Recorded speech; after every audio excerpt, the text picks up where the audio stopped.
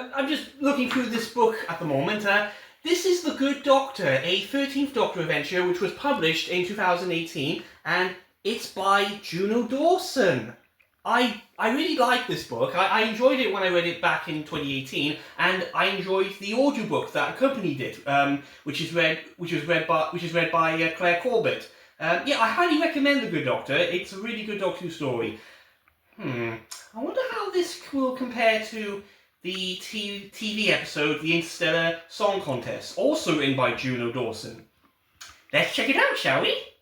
Before we begin, something I don't usually talk about is the posters that are shared online to promote the episode. These are like the posters that get shared online when the episode becomes available on BBC iPlayer.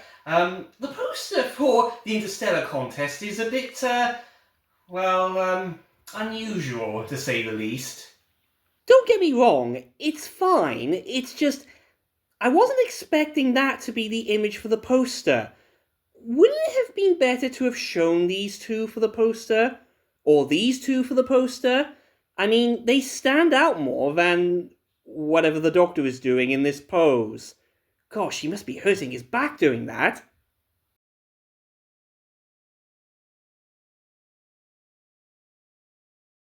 Welcome to the 803rd Interstellar Song Contest!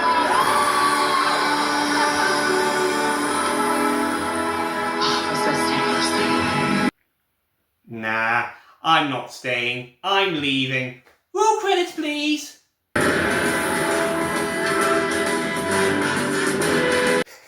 I'm sorry, I was only kidding. No! Don't do that! Oh, come on, Cuddles, let me have this one joke. No! Not until you give me a raise! I'm never giving you a raise. Also, I don't pay you. Exactly!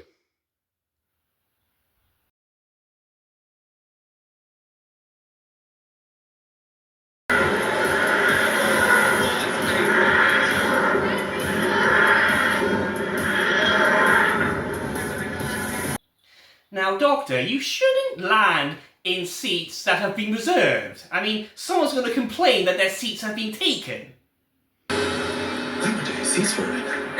It's too late now, they've missed it. They're sitting in our seats. Look, those two people are sitting in seats that absolutely, positively, definitely belong to us. See? What did I tell you? Those people are complaining about their seats being taken. I mean, those guys, they probably pre-ordered drinks and snacks before you and Belinda took their seats. And no doubt you and Belinda are having their drinks and snacks. This is why I don't reserve seats for trains anymore.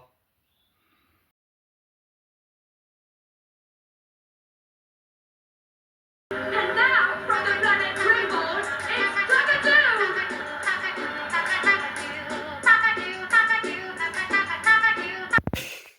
I'm sorry. I know that some people have probably been sent off to their deaths by this point in the episode, but those little pink aliens with their trumpets, they put me in mind of the Muppets. Phenomena.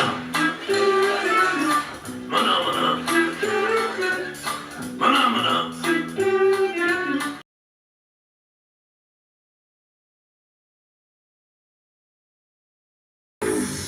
Go back. Go back. Grandfather, go back.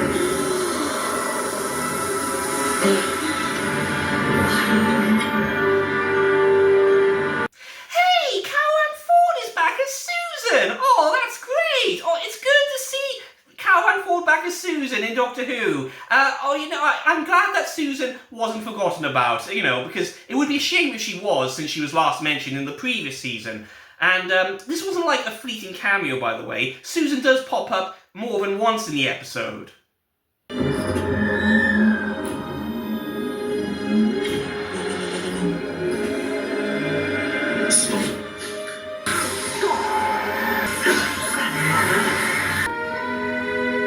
got this image. Grandfather.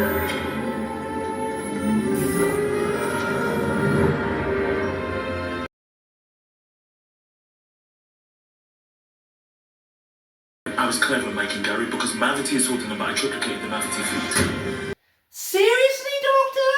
Oh, it's gravity, not mavity. Why didn't you fix this problem since Wild Blue Yonder?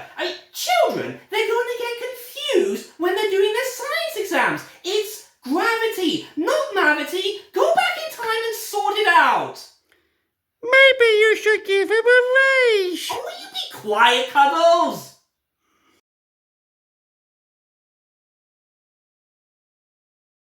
And now, from the planet Triton, it's Turlo. Okay, you have Carol Ann Ford back as Susan, but not Mark Strickson as Turlo. And he's from the planet Tryon. Doesn't he get to sing in the Interstellar Song Contest? I'm very disappointed in you, episode.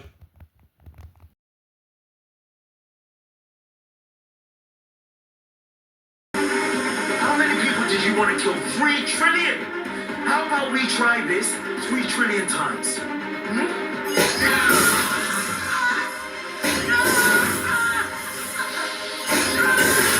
Wow, that's dark.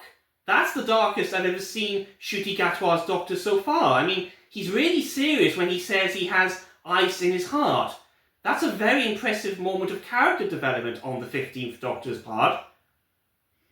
Well done, Juno Dawson.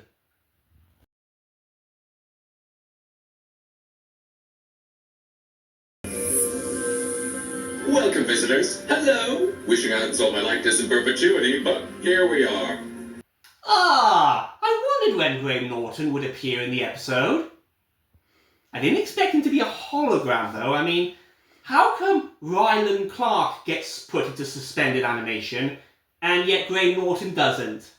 Planet Earth, age-old home of the human race. Also dogs, cats, ferrets, polar bears, and measles. Poor old Earth died many years ago. The history books say the planet ended on the old Earth date, May the 24th, 2025. It is said the planet disintegrated into rock and dust and ashes. Cause? Unknown. Okay, I don't know if that was intended to be scary the way Graham Norton said it, but it was scary.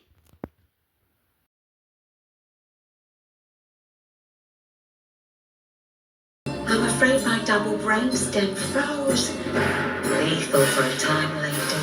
Suppose I should think of some famous last words. Let battle begin. Mystery, how inelegant. Oh, I'm ever so sorry, ma'am. Made by generated. Evidently. Yes, our name is Veronica, although she's become a Rani, while I'm the Rani, the definite article, so to speak. Okay, apparently I was wrong. Mrs. Flood wasn't Susan after all. But at least I did have the Rani in my list of predictions on who Mrs. Flood was in the series. This should be interesting where the series goes next. The Rani is back! Wow! I was not expecting Mrs. Flood to bigenerate in the episode. That was quite a surprise. Mind you, I have questions. How come the Doctor didn't sense Mrs. Flood was the Rani when he spoke to her in the church on Ruby Road? Did she have a perception filter or something to prevent him sensing her Time Lord mind? What was with all the fourth wall breaking moments with Mrs. Flood in the Church of Ruby Road, Empire of Death, and the Robot Revolution? Is the Mrs. Flood version of the Rani like Deadpool when breaking the fourth wall? Why was Mrs. Flood wearing different outfits that resembled companions like Clara and the Merry Tam Romana? How long was Mrs. Flood on Earth for? And how exactly did she end up on Earth? Did she escape the Time War? And did she somehow know the Doctor would come to Earth to meet up with Ruby Sunday and Belinda Chandra at various points in time? Was Mrs. Flood living in the same neighbourhood as Ruby and Belinda, or do Ruby and Belinda live in separate neighbourhoods? Does Mrs. Flood have her own TARDIS? She must do if she was able to travel backwards and forwards in time to follow the Doctor in Lux, the Well, and the Interstellar Song Contest. How was she able to get positions of authority in the future in the Well, as well as in the present in Lucky Day? And why would she release Conrad from his prison cell in Lucky Day? And how come, when she bigenerated in the Interstellar Song Contest, did she seem subservient all of a sudden, when the new Rani seemed to take charge all of a sudden? It just raises too many questions.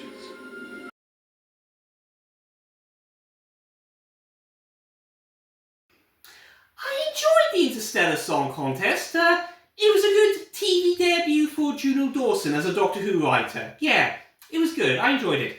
Mind you, I enjoyed The Good Doctor more than I enjoyed the Interstellar Song Contest. I mean, it might be just me, but I do get more out of a Doctor Who book than I do out of watching a TV episode. Maybe the Interstellar Song Contest will get a Target novelisation someday. I hope so. Maybe just to prove a point. I did enjoy the Interstellar Song Contest, but this was more enjoyable for me when I read and listened to it back in 2018. If you want a 15th Doctor book adventure, then I recommend Ruby Red. This is a good Doctor Who story. I read this last year, and I also read it with the audiobook, which is read by Millie Gibson. It's excellent. I highly recommend the Ruby Red as a Doctor Who story, both in book and audio form.